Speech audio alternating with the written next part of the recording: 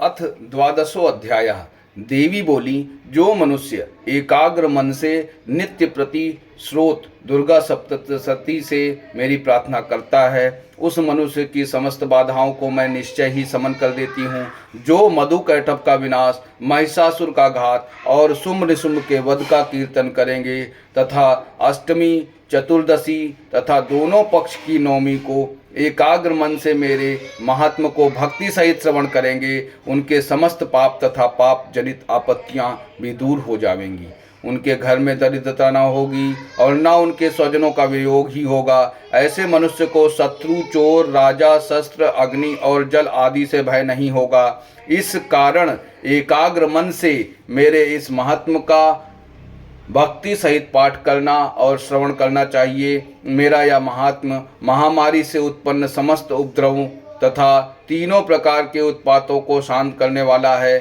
जिस स्थान पर भली भांति नित्य प्रति मेरे महात्म का पाठ किया जाता है, उस स्थान को मैं कदापि नहीं छोड़ती। मैं वहाँ सदैव निवास करती हूँ। बलिदान, पूजा, हवन तथा अन्य महोत्सव आदि में मेरा यह महात्म पाठ करना और श्रवण करना चाहिए। जानकर या बिना जाने जो भी बलि, पूजा तथा हवन करेगा, उसे मैं प्रसन्नता पूर्वक ग्रहण करूंगी। प्रतिवर्ष शरद काल में जो महापूजा की जाती है, उस अवसर पर मेरा महात्म भक्ति पूर्वक श्रवण करने से मनुष्य समस्त बाधाओं से विमुक्त होकर धन धान्य तथा पुत्र पौत्रों से परिपूर्ण हो जाएगा। इसमें तनिक भी संदेह नहीं है। जो मेरे इस महात्म्य तथा शुभ उत्पत्तियों और पराक्रम को श्रवण करते हैं, वे युद्ध में निर्भय हो जाते हैं। इस महात्म के सुनने वाले के शत्रु नष्ट हो जाते हैं, उनका कल्याण होता है और उनका कुल कुटुंब आनंदित रहता है। शांति कर्मों में स्वप्न देखने पर ग्रह जनित भयंकर पीड़ा में होने वाले समस्त कष्ट शांत हो जाते हैं। मेरा महात्म बाल ग्रहों से आक्रांत हुए बालकों को शांत देता है तथा परस्पर के विरोध मिटा कर मैत्री उत्पन्न करने वाला है। इसके पाठ मात्र से राक्षस, भूत और पिशाचों का विनाश हो जाता है। यह मेरा महात्म मनुष्य को मेरे समीप लाने वाला है। पशु, पुष्प, अर्घ्य, धूप, गंध, दीप, ब्राह्मणों को भोज, हवन और दिन रात का अभिषेक तथा नाना प्रकार के भोग चढ़ाकर निरंतर 1 साल तक पूजन करने से जितना मैं प्रसन्न होती हूँ, उतनी ही प्रसन्नता इस महात्म के सुनने से मुझे होती है।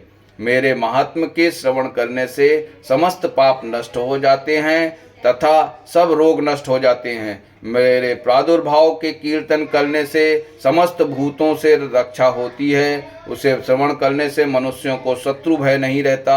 आपके द्वारा जो मेरी स्तुति की गई है और जो ब्रह्म ऋषियों के ने स्तुति की है तथा ब्रह्मा जी ने जो स्तुतियाँ की हैं, इनके पाठ करने से बुद्धि श्रेष्ठ हो जाती है।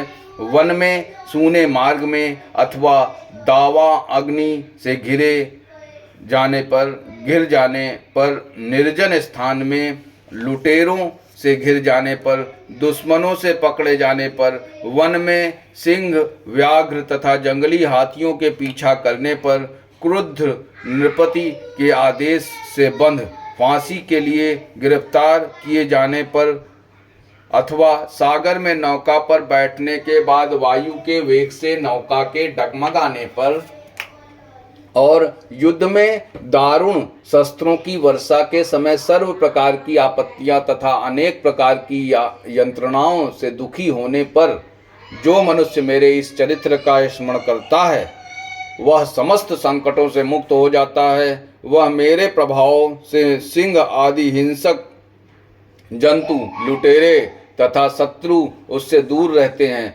ऋषि बोले, इस प्रकार इतनी कथा कहकर प्रचंड विक्रमा भगवती चंडिका देवी समस्त देवताओं के देखते ही देखते वहीं अंतर ध्यान हो गई और सभी देवता निर्भय होकर पूर्ववत अपने अपने अधिकारों का पालन करने लगे तथा शत्रुओं के नष्ट हो जाने पर अपने अपने यज्ञ भाग का उपभोग करने लगे। युद्ध स्थल में देवी के द्वारा असुरों तथा शुंभ निशुंभ के मारे जाने से सभी राक्षस पाताल लोक में चले गए।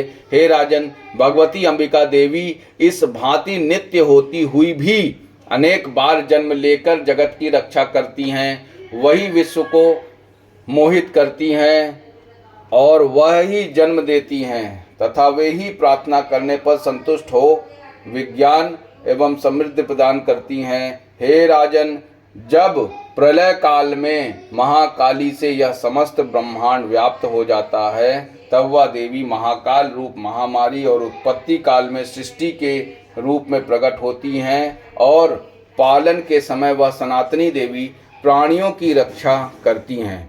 वही देवी अभ्युदय के समय लक्ष्मी रूप हो मनुष्यों के अनेक प्रकार के ऐश्वर्य की वृद्धि करती हैं और आपत्ति काल में लक्ष्मी का नाश करती हैं।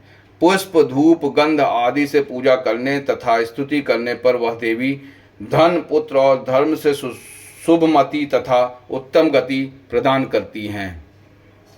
इति श्री मार्कंड पुराण के देवी महत्व में फल स्तुति नामक 12वां अध्याय समाप्त।